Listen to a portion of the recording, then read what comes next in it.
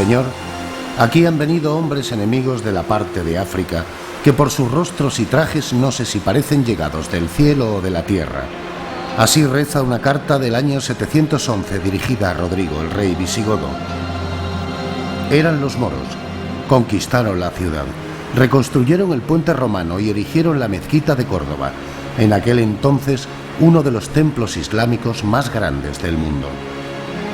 Hasta hoy el singular edificio sigue siendo un símbolo de la cooperación fructífera y conflictiva entre culturas y religiones diferentes. El campanario barroco fue antaño alminar, el primero en todo el occidente islámico. En las estrechas callejuelas resonaba la voz del muecín, en una época en la que Córdoba era ya la capital del califato occidental y una ciudad en la que judíos, cristianos y musulmanes convivían pacíficamente.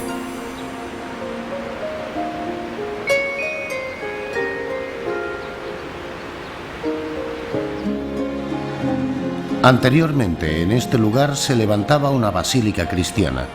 Desde los tiempos de la conquista, los musulmanes habían usado como mezquita mayor la mitad del templo.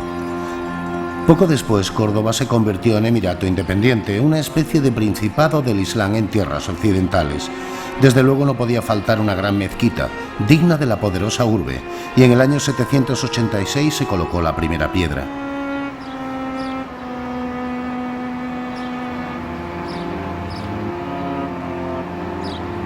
Estas ventanas con arcos iluminaban el interior de sus estancias en tiempos de los musulmanes. Más tarde, en tiempos de los cristianos, fueron tapiadas. La fachada oeste del monumental edificio se está derruyendo. Las viejas fachadas árabes deben ser restauradas.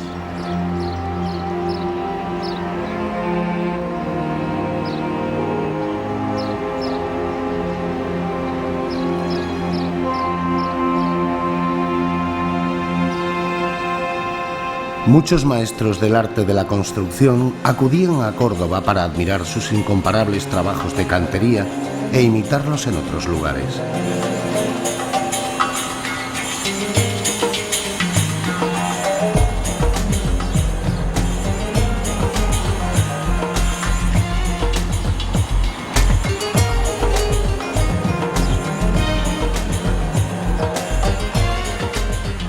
Como califato, Córdoba era el centro de peregrinación musulmán en Occidente. Pronto la mezquita resultó demasiado estrecha. Bajo el dominio de los califas fue ampliada 4 veces, hasta convertirse en el centro de devoción más grande del mundo islámico, junto con la Meca.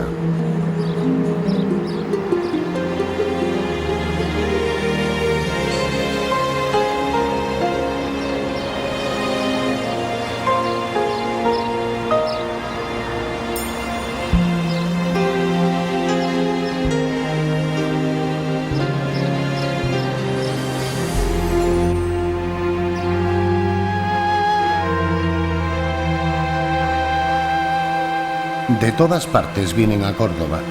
En ella hay en sí muchas bondades y siempre fue muy noble y hermosa, cuenta el moro Rasís en su crónica. Con sus espacios abiertos, el interior de la mezquita era un lugar de encuentro.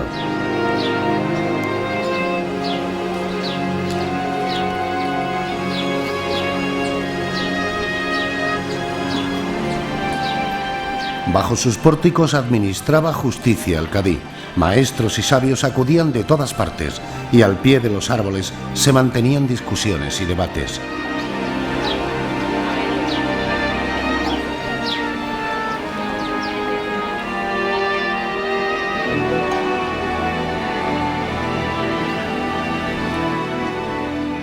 Al frescor del patio, poetas árabes escribían sus poemas de amor. El primer emir había enviado mensajeros para que le trajeran de su amada Damasco los árboles que allí crecían. Fue la nostalgia de este hombre la que hizo llegar las primeras palmeras a Córdoba. Los que aquí lleguen encontrarán a Alá, jardines y ríos. Eso promete el Corán.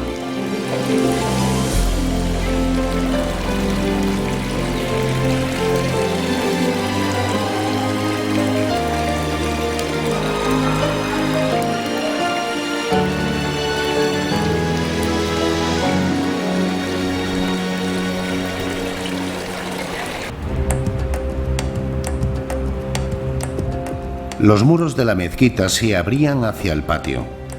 La luz del sol fluía sin obstáculo y traspasaba los muros abiertos y las celosías porque era el símbolo de la luz divina, cuenta entusiasmado el escritor español Antonio Muñoz Molina.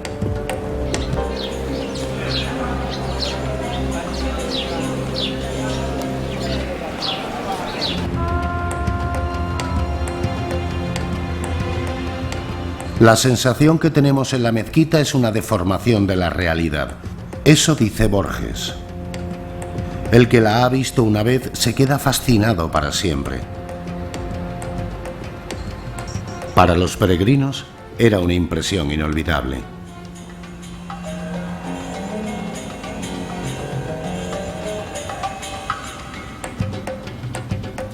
Los primeros arquitectos de la mezquita pensaron en un oasis al diseñarla, con palmeras, como el jardín del profeta en su casa.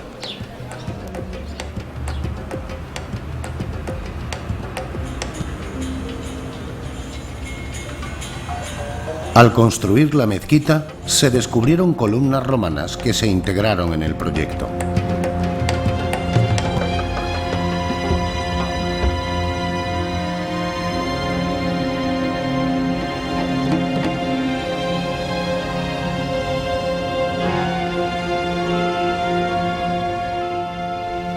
El arte del Islam se manifiesta aquí en todo su esplendor. Todas las cosas tienen algo en común y son irrepetibles. La sensualidad se rige por leyes matemáticas, así como detrás del desorden de la vida está la mano de Dios. Muñoz Molina.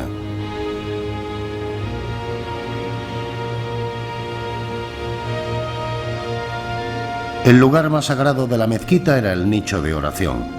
Un maestro bizantino decoró las paredes de su entrada con suntuosos mosaicos.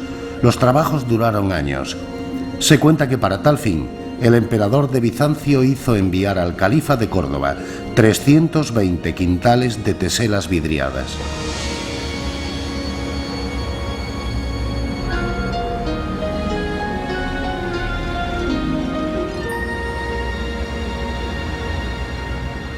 Los muros del nicho de oración se rociaban con aguas perfumadas.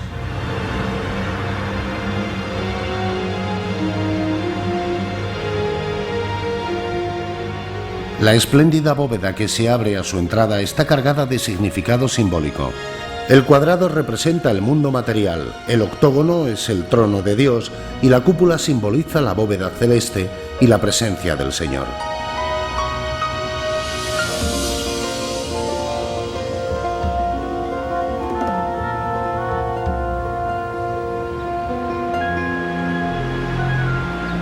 El camino hacia Dios solo se encuentra por medio de la razón y el alma no es inmortal. Hacia 1140, bajo las arcadas de la mezquita, enseñaba el filósofo árabe Averroes. Hablaba de tolerancia y libertad y de su maestro Aristóteles, cuyas obras tradujo. A árabes como Averroes se debe que se haya salvado el saber de la antigüedad.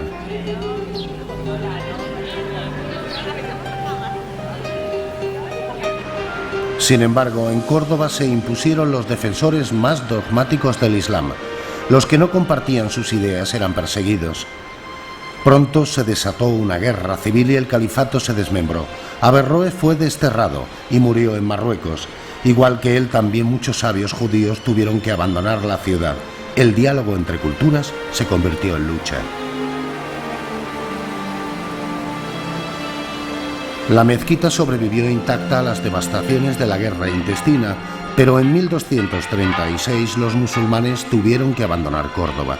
Los nuevos señores hicieron su entrada en la ciudad. Eran los reyes de Castilla, católicos, y con ellos comenzó la violenta cristianización. Moros y judíos cayeron presos y en 1236 la mezquita fue consagrada como catedral católica.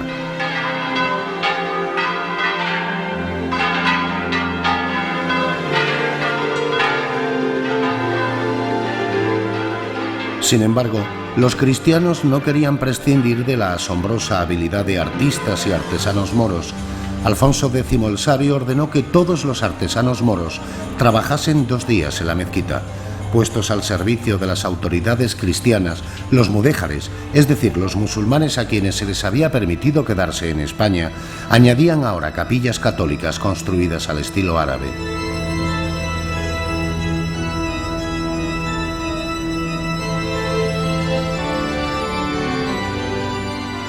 Los cristianos hacían tapiar los arcos abiertos para integrar sus nuevas capillas en el interior de la mezquita. Surgieron así muchas naves.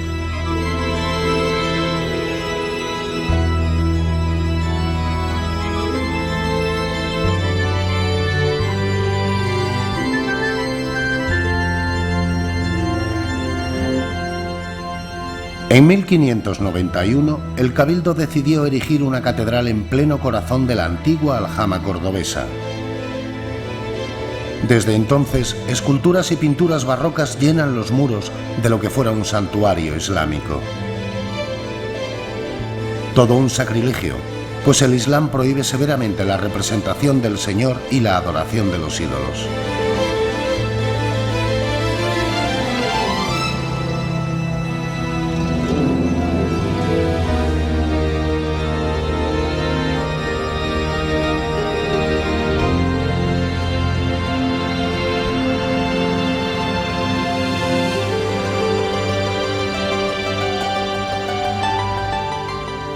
En la ciudad no todos estaban de acuerdo con el desastroso plan, pero Carlos I, que no conocía Córdoba, dio su beneplácito. Cuando finalmente visitó la ciudad, según cuentan, expresó así su arrepentimiento. Yo no sabía que era esto, pues de haberlo sabido no habría permitido que se tocase lo antiguo, porque habéis construido lo que se puede construir y lo que hay en cualquier parte, y habéis deshecho lo que era singular en el mundo.